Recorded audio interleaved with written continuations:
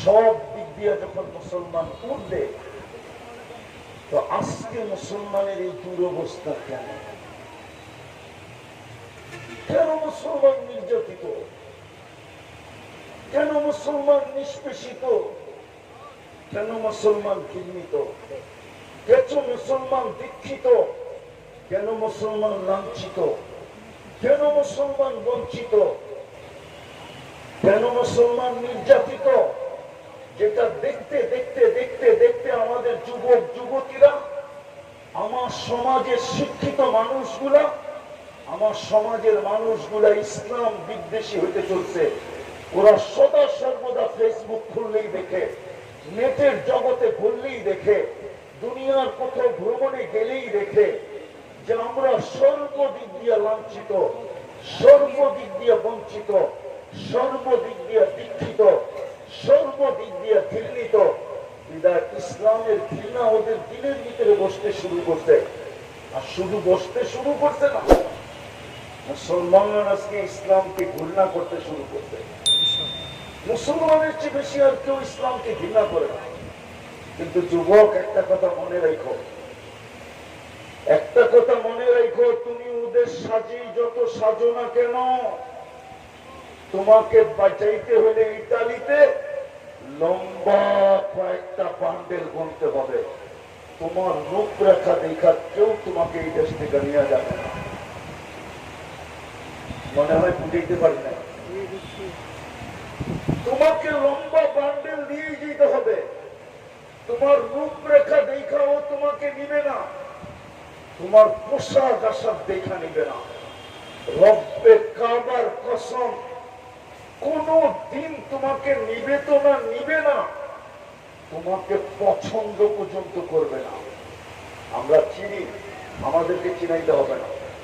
আমি চিনি যাদের কাছে ইউরোপিয়ান পাসপোর্ট আছে, যাদের কাছে ক্যানাডিয়ান পাসপোর্ট আছে, যাদের কাছে ইংল্যান্ডের পাসপোর্ট আছে, যাদের কাছে আমেরিকান অস্ট্রেলিয়ান পাসপোর্ট আছে, দুনিয়ার উন্নত দেশের পাসপোর্ট আছে। ও পাসপোর্টধারী, ওই দেশের নাগরিক, সম পরিমাণ ওই দেশের সুযোগ সুবিধা ভোগ করে বটে।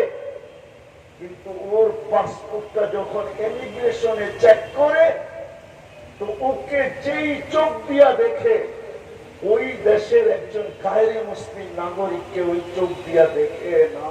না না না না, চ্যালেঞ্জ কোন প্রবাসী থাকলে এখানে আসে না, কোনদিন ওই চোখ দিয়ে দেখে না। বরং 10, 15, 20, আধা ঘন্টা, 2 ঘন্টা পর্যন্ত জিজ্ঞাসা করে। ও জানে এটা মুসলমান। আমাদের রঙে রঙিন হইলে হবে কি, আমাদের পাসপোর্ট গ্রহণ করলে হবে কি, আমাদের দেশের গ্রিন কার্ড পাইলে হবে কি, আমাদের দেশের নাগরিক হইলে হবে কি। এই জন্মসূত্রে মুসলমান, এই জন্ম নিতে দেরি, কানে আজান একামত আসতে দেরি করে না। বিদায় ও জানে তোমাকে জন্ম দিতে দেরি, আজান একামত তোমার কানে আসতে দেরি করে নাই। জন্মের সাথে সাথে তোমার কানের ভিতর দিয়া তোমার ভিতরে একটা আগুনকে ঢুকায় দেওয়া হয়েছে, যেটা কোনো দিন নিবে না। না না না না, ও জানে। আমি শেষ জায়গায় চলে আসছি। আজকে আমাদের দুরবস্থা কেন? যোগ বিয়োগ তো আমার মিলে না। আমি মাদারীপুরে বলতেছি, ধ্যান, যোগ বিয়োগ আমার মিলে না। আফগানিস্তান মাটিতে মিশা গেল, যোগ বিয়োগ মিলল, কিন্তু ইরাকে আইসা আর মিলল না। মিলল না তো মিলল না, কেন মিলল না? কেন? ইরাকে যদি আমি তাকাই, ইরাকের দিকে যদি আমি দেখি, ইরাকের দিকে, ইরাকের দিকে যদি আমি দেখি, এইদিকে এইদিকে এইদিকে এইদিকে দেখি, এইদিকে শয়তান কিন্তু আগেই বলছি আমি, হুকুম না মানলে কিন্তু ছোঁয়া মিলবে না। শয়তান চাবে না আজকে আমরা আল্লাহর রহমতের ছোঁয়া নিয়ে উঠি। শয়তান চাবে না। এই জন্য অনেক পরিস্থিতি, শয়তান ভাবতে ছিল বৃষ্টি আসবেই আসবে, ঠিক না?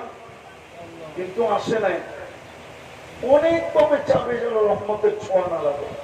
তো যেটা বুঝাইতেছিলাম আমি, যে ইরাক তো আমার যুগ বিয়োগে মিলে না, কেননা ইরাকে তো নবীর কবর দেখি তো দানিয়াল আলাইহিস সালাম ঘুমানো, সাহাবা দেখি তো 12 থেকে 13,000 সাহাবার কবর।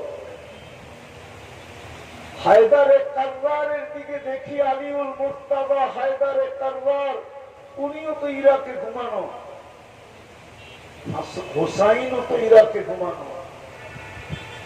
আমাদের মুজহাবের আবু হানিফা রহমতুল্লাহ আলাইহি তো ইরাকে ঘুমানো। ইরানে পীর দস্তগীর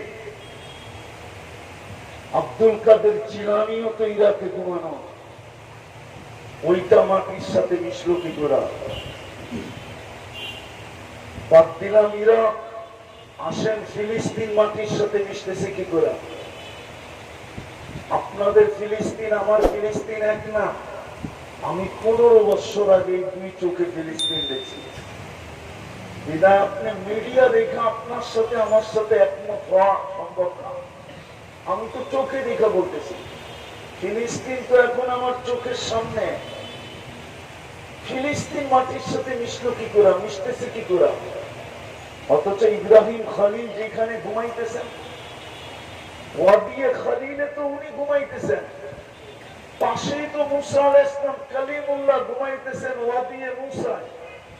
70 জন নবীর কবর যেখানে চিহ্নিত, 45,000 সাহাবায়ে কেরাম যেখানে ঘুমান, মুসলমানের প্রথম কিবলা যেখানে, মেরাজের রাত্রে 1.25 লক্ষ নবীর সশরীরে যেখানে সম্মেলন, 1.25 লক্ষ নবীদের সম্মেলন ছিল মেরাজের রাত্রে সশরীরে বাইতুল মুকাদ্দাস ফিলিস্তিনে। মুহাম্মদুর রাসূলুল্লাহ সশরীরে উপস্থিত ছিলেন ফিলিস্তিনে। যিনি নামাজের ইমামতি করেন, যিনি ওইখানে খুতবা দেন, তারপরে সবার কাছ থেকে বিদায় নিয়ে আরো সেটা। কেননা আকাশের রানওয়ে, আকাশে উঠার রানওয়ে বাইতুল মুকাদ্দাসের উপর থেকে হলো আকাশে যাওয়ার রানওয়ে। ওইখান থেকেই উপরে যান। ওই রানওয়ে হলো ডাইরেক্ট আকাশের প্রথম আকাশের দরজা পর্যন্ত। ওইখান থেকে দ্বিতীয় আকাশের দরজা, তৃতীয় আকাশের দরজা, চতুর্থ আকাশের দরজা, পঞ্চম, ষষ্ঠ, সপ্তমের দরজা। ওই শহরটা মাটির সাথে মিশে গিয়ে একটু আমাকে বুঝান। এতগুলা দয়া করার পরেও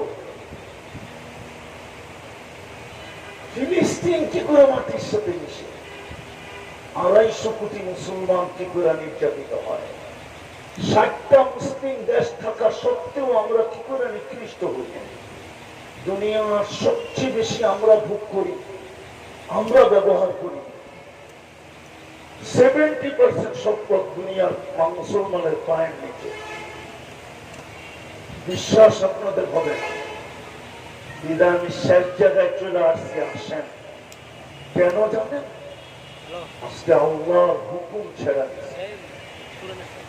ভোগ করি 24 ঘন্টা বটে, সারাদিন কাঠটা ভোগ করেন বলেন?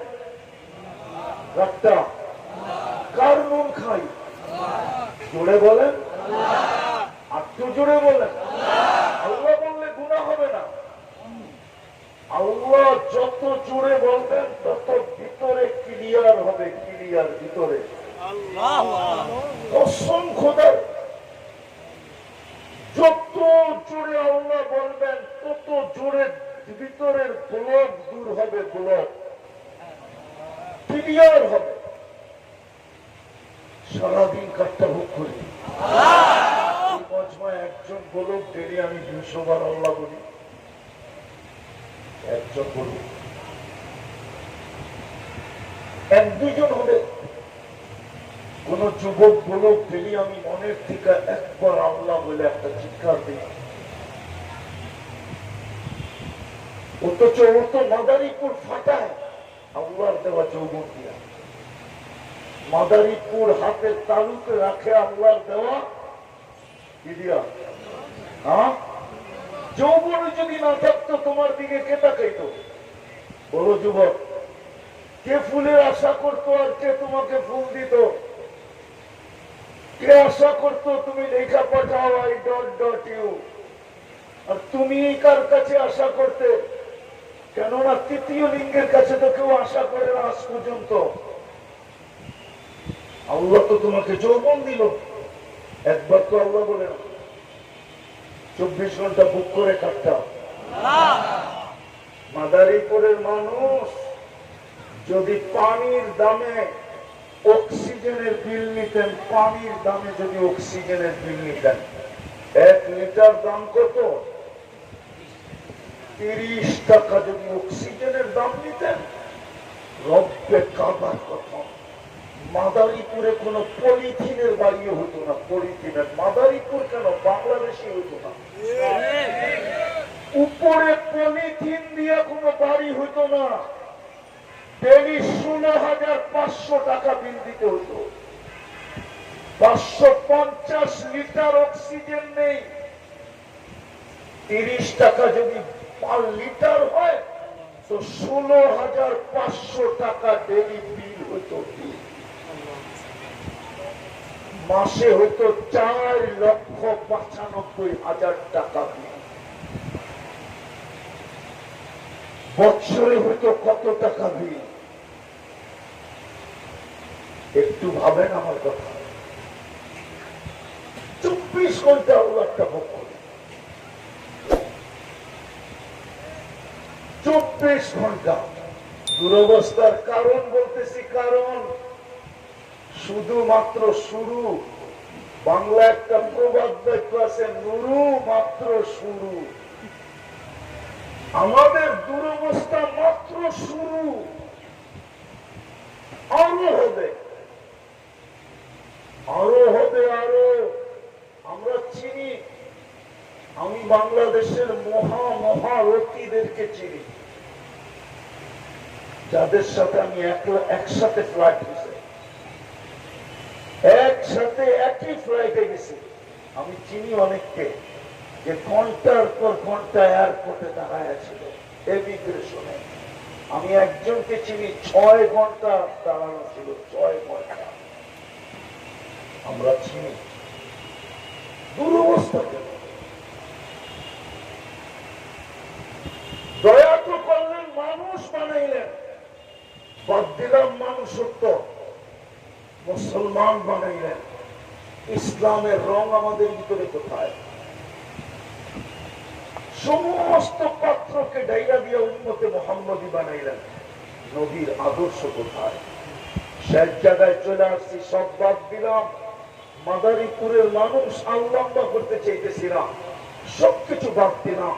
ইসলামের রং বাদ দিলাম, নবীর আদর্শ বাদ দিলাম। সবকিছু বাদ দেওয়ার পরেও যদি ডেলি 5 বার আল্লাহ ডাকে, কে ডাকে? কে ডাকে? কে ডাকে? বুক করি কাটটা, হায়াত কার হাতে, মৌত কার হাতে, সবকিছু কার হাতে? ওই আল্লাহ তো ডেলি 5 বার ডাকে, ঠিক না? দুনিয়ায় সামান্য একটু বিরোধিতায়, সামান্য একটু বিরোধিতা, সামান্য দেখাবো আঙ্গুল দিয়া? না, দেখাইলাম না, টাকা যেতে হবে তো। আবার গাড়ি গুড়ি আটকায় দেয় কিনা, ঠিক না? কও তো যায় না, ঠিক না? মাদারীপুরের যুবকরা যদি গাড়ি আটকায় দিল, পরদেশি মানুষ, ঠিক না? ঠিক না? আবার হুজুররা তো এই দেশের নাগরিকই না, ঠিক না? নাগরিক নাকি? হুজুরদের তো এই দেশের নাগরিক, এই দেশের মানুষ মনে করে না, মনে করে এরা ভাইসা আসছে, ঠিক না? ঠিক না? হুজুররা যে ট্যাক্স দেয় এটা জানে না, ঠিক না? ট্যাক্স অফিসে চাকরি নিয়ে দেখেন হুজুররাও ট্যাক্স দেয়। এমন না যে হুজুররা ট্যাক্স ছাড়া গাড়ি চালায়, হুজুররাও ট্যাক্স দেয়। ট্যাক্স হোল্ডার নাগরিক হুজুররা। তো যেটা বুঝাইতেছিলাম সামান্য একটু বিরোধ হইলে যদি সইতে না পারে, প্রতিশোধের আগুন দিলে দাউ দাউ দাউ দাউ করে চলতে থাকে। সামান্য একটু বিরোধ আজকাল আমরা দেখতেছি আজকাল প্রতিদিনই তো প্রোগ্রাম থাকে। আমার সাথে যদিও না হয়, আমার সাথে যদিও হয় নাই আজ পর্যন্ত, যদিও না হয়, কিন্তু আমি দেখতেছি স্টেজে আমাদের স্বজাতির সাথে হইতেছে। সামান্য একটু নাম দেয় নাই, সামান্য একটু স্টেজে কথা বলতে দেয়। আর আমি আপনার পায়ে হাত দিয়ে জিজ্ঞেস করবো, ডেলি আল্লাহ যে 5 বার আপনাকে ডাকে, আমাকে ডাকে, কে ডাকে? কে ডাকে? কে ডাকে? শুধু আল্লাহ। শুধু আল্লাহ ডাকলে তো মনকে বুঝাইতে পারতাম।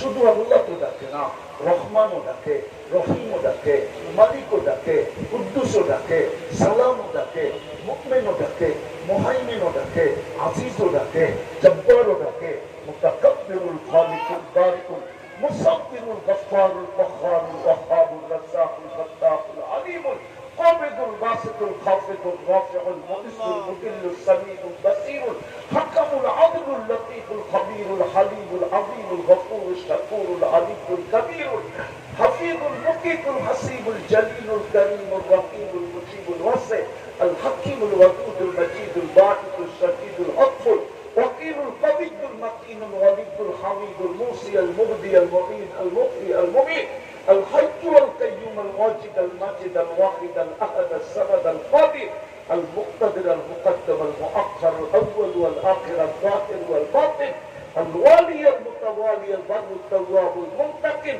العفو والرؤوف مالك الملك ذا الجلال والاكرام المقسط والجامع والغني والمغني المانع الدار النافع النور الهادي البديع والباقي الوارث والرشيد الصبور 99 পদের মালিক আল্লাহ ডাকে। 90% আসে না, 90% মসজিদে আসে না, নামাজ পড়ে না। তারপরে তো 1 সেকেন্ডের জন্য রহমত বন্ধ করেন না। এক হাদিস মনে উঠলো অনেকদিন পরে, তাই বলতেছি। আল্লাহ বলে, রহমতি ইলাইকা নাসির, রহমতি ইলাইকা নাসির, 24 ঘন্টা আমার রহমত তোর উপরে চলতেছে। ও মাদারীপুরের মানুষ, যদি এখন 1 মিনিটের জন্য অক্সিজেন বন্ধ করে দেয় কি হবে? কি কি আরে বলেন না, মৌত মৌত মৌত। সারা মাদারীপুর ঝোলা পড়বে মৃত্যুর কোলে 1 মিনিটের জন্য অক্সিজেন বন্ধ করলে। আল্লাহ বলে, রহমতি ইলাইকা নাসির, 24 ঘন্টায় 5 বার তোকে আমি ডাকি, তুই তাকায়ও দেখিস না। তারপর আমার রহমত 24 ঘন্টা তোর উপরে বৃষ্টির চেয়ে বেশি বর্ষিত হয়। হায় হায় হায়, ওয়ামাসিয়াতুকা ইলাইয়া সাইদ, আর 24 ঘন্টা তোর নাফরমানি আমার দিকে উঠতে থাকে। 24 ঘন্টা তোর নাফরমানি, মাসিয়াতুকা ইলাইয়া সাইদ, 24 ঘন্টা তোর নাফরমানি আমার দিকে উঠতে থাকে। বলেন, আপনার আমার দুরবস্থা হবে না তো হবে না কেন? চিল্লায় ময়দান জিতা বলবেন? ইম্পসিবল, সম্ভব না। নাইলে আজকে 1 বছর 7 মাস চলতেছে ফিলিস্তিনের যুদ্ধ। আজকে 5 তারিখ, 1 বছর 7 মাস কমপ্লিট। অক্টোবরের 5 তারিখে 1 বছর ছিল, আজকে 5 তারিখ চলে যেতেছে 1 বছর 7 মাস। আসে না কেন ফেরেশতা? অথচ একজনের জন্য তো ফেরেশতা আসতো। আমি মাদ্রাসার ছেলেদেরকে বলতেছি, কান খুলে বোঝো, একজনের জন্য তো ফেরেশতা আসতো। ইতিহাস উঠাও, সাহাবী রাসূলকে ডাকাতে ধরছে, ডাকাত বলছে সব মাল নিয়ে নিব, বলছে নিয়ে নাও, কোনো আপত্তি নাই। বলছে শুধু মাল নিব না, তোমার চানটাও নিব। বলছে তাও নিয়ে নাও, কোনো আপত্তি নাই, মরতে তো হবেই, কিন্তু একটা অনুরোধ যদি তুমি মানো। বলছে সেটা কি? বলে 2 রাকাত পড়তে দাও না। বলছে তোমাকে পড়তে দিলাম, তাড়াতাড়ি করবে, কিন্তু ভয়ে ভয়ে যখন সালাম ডান দিকে প্রথমে ফিরাইছে, তো দেখে সুদর্শন যুবক দাঁড়ানো, মুস্কি মুস্কি হাসি, খোলা তরবারি হাতে, চেহারার থেকে যেন চাঁদের চেয়ে বেশি আলো ছিটকায় পড়তেছে। বাম দিকে সালাম ফিরে ডান দিকে জিজ্ঞাসা করছে তুমি কে? তো হাসতেছে আর বলতেছে আশ্চর্যের বিষয়, ওয়ারে ওয়া, ওয়ারে ওয়া, আমাকে ডাইকা আল্লাহ তুমি, আবার তুমি জিজ্ঞাসা করো তুমি কে? ডাইকা তো তুমি আল্লাহ। তো বলছে কখন ডাইকা আল্লাহ? বলছে তুমি যখন পড়তেছিলা সেজদার ভিতরে, ইয়া ওয়াদুদ, ইয়া কাল আরশিল মাজিদ, ইয়া ফাআলুল লিমা ইউরিদ, আসআলুকা বিইজ্জাতিকা আল্লাতী লা তুরা ওয়া বিমুলকিকা আল্লাযী লা ইউদাম ওয়া বিনূরিকা আল্লাযী মালা আরকানা আরশিক আন তাকফিনি মিন হাযাল লিস। ইয়া মুগীস, আবিসনি। বলে তোমার প্রথম চিৎকারে সমস্ত আকাশে ছুটাছুটি শুরু হয়েছে। ফেরেশতারা চিৎকার দিয়ে বলতেছিল আল্লাহ বিপদগ্রস্তের আওয়াজ, অনুমতি দিতে দেরি, চাপায়া পড়তে দেরি করবো না। তো আল্লাহ আমাকে চতুর্থ আকাশ থেকে নির্বাচিত করছেন। তুমি দ্বিতীয়বার যখন ইয়া মুগীস বলে চিৎকার দিছ, আমি 4 আকাশ অতিক্রম করে ফেলছি। যখন তৃতীয় চিৎকার দিছ, তোমার মাথার কাছে আইসা তোমার দুশ্মনকে জাহান্নামে পৌঁছায়া দিছি। ওই যে তাকায় দেখো আগুন চলতেছে দাউ দাউ করে। বলছে এই বিশেষত্ব কি আমার? বলছে না, তোমার মতো যে নামাজ কিয়ামতের সকাল পর্যন্ত উপহার দিবে, আমি ওর জন্য কিয়ামতের সকাল পর্যন্ত বেঁচে থাকবো। ও মানুষ, মাদারীপুরের মানুষ বলেন, একজনের জন্য যদি ফেরেশতা চতুর্থ আকাশ থেকে ছুটে আসতে পারে, তাহলে 60 লক্ষ ফিলিস্তিনের জন্য কেন আসে না? গাজাতে তো 30 লক্ষ, পশ্চিম তীরে 30 লক্ষ, 60 লক্ষ মুসলমানের জন্য কেন আসে না? ওরা তো বন্ধুর ভাষায় কথা বলে, ওরা তো কোরআনের ভাষায় কথা বলে, ওরা তো জান্নাতের ভাষায় কথা বলে, কেন আসে না? 250 কোটি মুসলমানের জন্য কেন আসে না? চতুর্দিক দিকে তো শকুন চোখ উঠায় বসে আছে, আমাদের উপরে থাবা মারবে তো মারবে কখন? কেন বুঝানো হবে? বিদায় শক্ত এটাই, আমরা আল্লাহ ছেড়ে দিচ্ছি, ইসলামের রং ছেড়ে দিছি, নবীর আদর্শ ছেড়ে দিছি। আল্লাহ ডাকে তারপর আসে, বিদায় সত্য প্রস্তুত থাকি, আমরা প্রস্তুত। হাদিসের কথা বলতেছি, প্রস্তুত থাকি, কেননা আমাদেরকে ক্লিন করবেন, এটাই সত্য। আমাদেরকে পুত পবিত্র করে উঠাবেন, এটাই আল্লাহর বন্ধুর সাথে অঙ্গীকার। আপনার উম্মতকে আমি পবিত্র করে উঠাবো, কেননা আপনাকে আমি রাজি করে ছাড়বো। আপনার চেহারায় কিয়ামতের দিন আমি ভাঁজ আসতে দিব না। উম্মতের ব্যাপারে আপনাকে আমি লজ্জিত হতে দিব না, আপনাকে আমি রাজি করে ছাড়বো। আপনার সুপারিশ আমি গ্রহণ করবো, বিদায় আমি আগেই আপনার উম্মতকে ওয়াশ করবো। বলছে কিভাবে ওয়াশ করবেন? বলছে অহেতুক হত্যার শিকার হবে আপনার উম্মত। আজকে আমরা অনর্থক হত্যার শিকার। আমার দেশে দেখেন, আপনাদের মাদারীপুরে দেখেন, এই কয়দিনে যে কয়টা হত্যা হলো, আপনি বলেন কি কারণে হত্যা? 1 কাপ চায়ের জন্য হত্যা। বাংলাদেশের পত্রিকা আছে 5 টাকার বাদামের জন্য হত্যা। সামান্য একটু বিরোধের জন্য হত্যা, অহেতুক হত্যা বাড়তেছে, বিজাতিত করতেছে। আমরা পর্যন্ত একজন আরেকজনকে হত্যা করার জন্য পাগলের মতো করতেছি। প্রস্তুত থাকি, যদি তওবা না করলাম, আর যদি আজকে তওবা করলাম, আল্লাহর দিকে যদি ফিরে গেলাম, তাহলে আমি আপনাদেরকে সুসংবাদ শোনাইতে পারি, আল্লাহ বলে তওবা করতে দেরি, আমি বন্ধু হইতে দেরি করব না।